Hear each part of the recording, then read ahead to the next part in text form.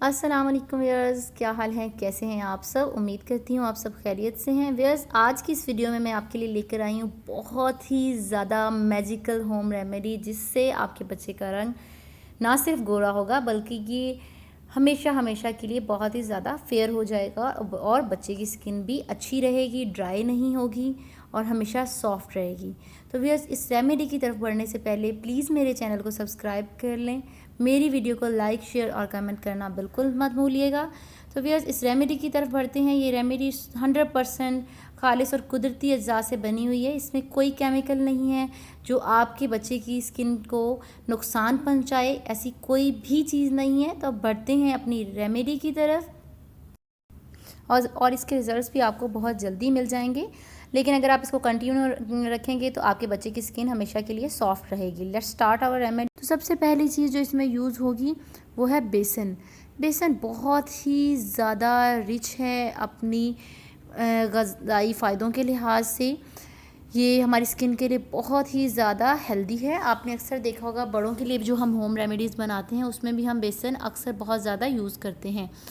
तो ये बहुत ही ज़्यादा हेल्दी है। ये चने की दाल से बनाया जाता है।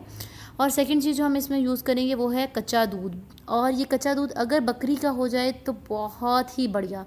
बकरी का दूध जो है हमारी स्किन के लिए बहुत ही ज़्यादा हेल्दी है। अक्सर आपने देखा होगा कि टीवी में आने वाले जो एड्स हैं इसमें भी कहा जाता है गोट मिल्क का ये सोप है, या मतलब इस तरह की चीज़ें बातें की जाती हैं। तो जब तक कि हम अपने हाथों से गोट मिल्क नहीं यूज़ कर रहे तो हम कैसे मान सकते हैं। बहरहाल आप अगर गोट मिल्क नहीं मिलता तो आप गाय या भैंस का भी कच्चा दूध ले सकते हैं। तो इसको लगाने का तरीका क्या है कि बच्चे को नहलाने से पहले आपने बेसन लेना है। आपने 2 चम्मच बेसन ले लें। उसके अंदर आप थोड़ा सा एलोवेरा का जेल लगा लें। एलोवेरा अगर घर का है तो ज़्यादा बेहतर है, बाज़ार की है तो भी आप ऐड कर सकते हैं। उसके अंदर आप 1 चम्मच एलोवेरा जेल मिला लें और 1 चम्मच ही उसमें दूध मिला लें। ये एक पेस्ट की सूरत बन जाएगा, समझें कि ये एक क्रीम की सूरत हमारे पास रेडी हो जाएगा। तो ये बच्चे के पूरे फेस पे और बॉडी पे आप आहिस्ता आहिस्ता मलते जाएं और मसाज करते जाएं। अगर आप हेयर्स भी रिमूव करना चाहते हैं, वो पार्ट्स जहाँ बच्चे की हेयर्स हैं, तो वहाँ गोल गोल दायरों की सूरत ये मसाज करें और इससे आप देखेंगे कि बालों की गुठलियाँ बन गई हैं। वो भी आप खींच के देंगे या वो खुद ही उतर जाएंगे 1 आध दिन में, तो इससे बाल भी रिमूव हो जाएंगे। बहरहाल इसको अपने इस पेस्ट को पूरी बॉडी पे लगा देना है और कम से कम 5 से 10 मिनट के लिए लगा रहने देना है और फिर हल्के हाथ से मलते हुए आपने उतार देना है। अगर ये ड्राई हो जाए तो पानी लगा के आप हल्के हाथ से मलते हुए उतार सकते हैं। इवन ये एज अ सोप भी काम करेगा।